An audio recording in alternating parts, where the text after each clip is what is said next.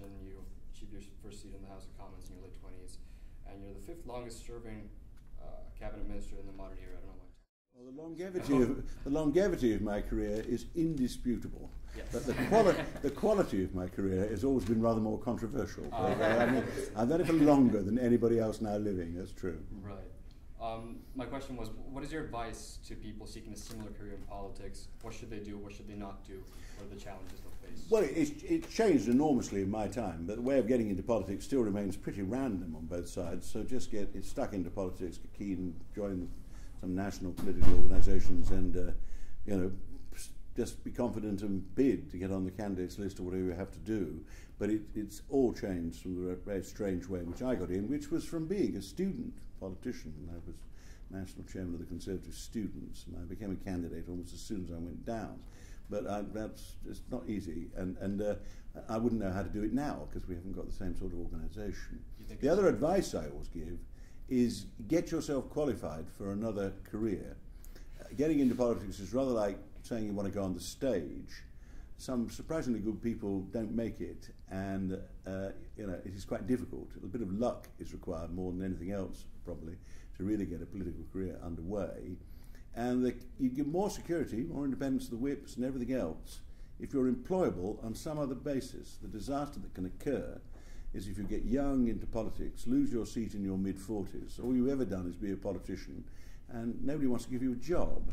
And that can seriously be a problem for some people. So you're taken more seriously and you're more secure if you've got yourself to a stage where you've probably done another serious job and you could offer yourself for some serious employment if the hiccup occurs, which occurs in most political careers at some stage.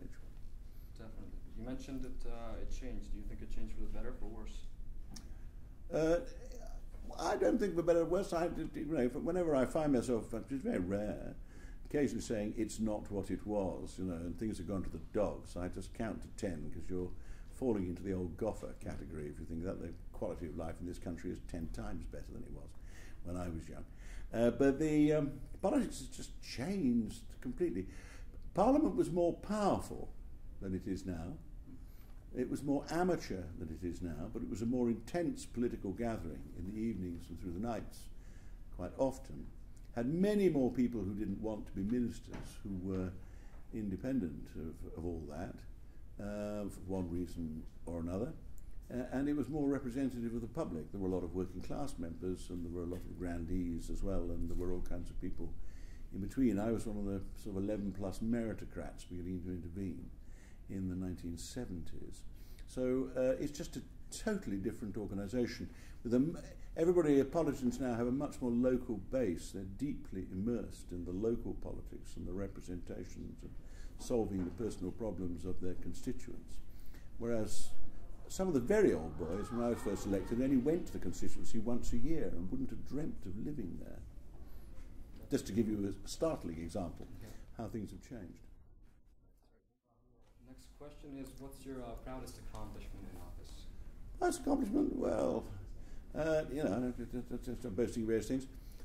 I think the two biggest things I did were, firstly, to set off the process of health reform, which has been conducted continuously ever since by Labour and Conservative governments. It's altogether more sophisticated now. But actually, I was called the internal market by my critics, the purchaser-provider divide, working out what you were spending the money in and making a sensible choice of priorities with some management that knew what it was doing, and judging things by patients' interests and what you were going to deliver to patients, instead of being obsessed with industrial relations and run by the various clinical trade unions. I think I started that process off, and I think my record as Chancellor, in my immodest moods, I would say I achieved the best outcome, which is the only way you can judge a Chancellor, anybody since the war.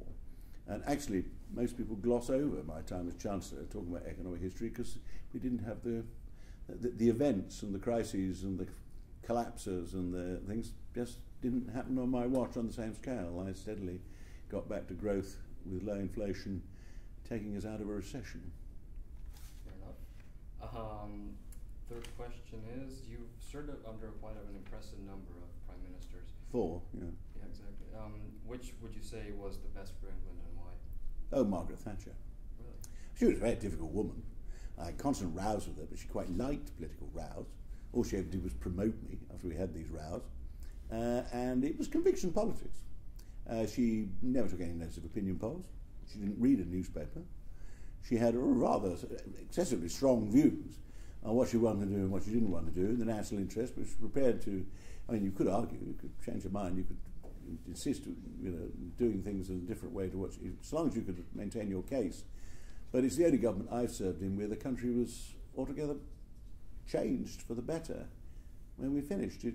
The myths surrounding Margaret Thatcher, held by right-wing and left-wing people, are both ridiculous. She was altogether more patchy and she was altogether more pragmatic. She wasn't an ideologue. She was very right-wing. She was more right-wing than me. But it was conviction politics. And we turned round from being an economic laughingstock in a state of complete collapse to having the beginnings of a modern economy. And we recovered a modicum of national self-confidence and an ability to begin to engage with the modern world. That was the Thatcher era. Most other governments since the war did not make any significant changes apart from the Attlee government, but a lot of their legacy went wrong, so it hasn't been totally sustained. All right. What are the main values that the Conservative Party stands for in your eyes, and what first drew you to the Conservative Party? Well, I'm a believer in. I'm an economic liberal and a social liberal. I believe in free market economics combined with a social conscience. And I'm internationalist. I think the world's getting smaller, nations are getting interdependent, trade's going global. And the main purpose of politics is to go for better governance and to cope with delivering the best of those particular views. They are my views. And compared to when I entered politics, it was a no-brainer. The old Labour Party had got completely stuck in a rut of the pre-war struggle. It was dominated by the trade unions and the co-op, really.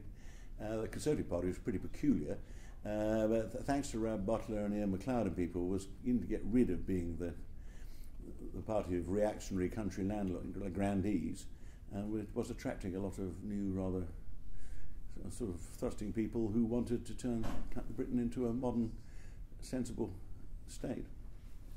All right.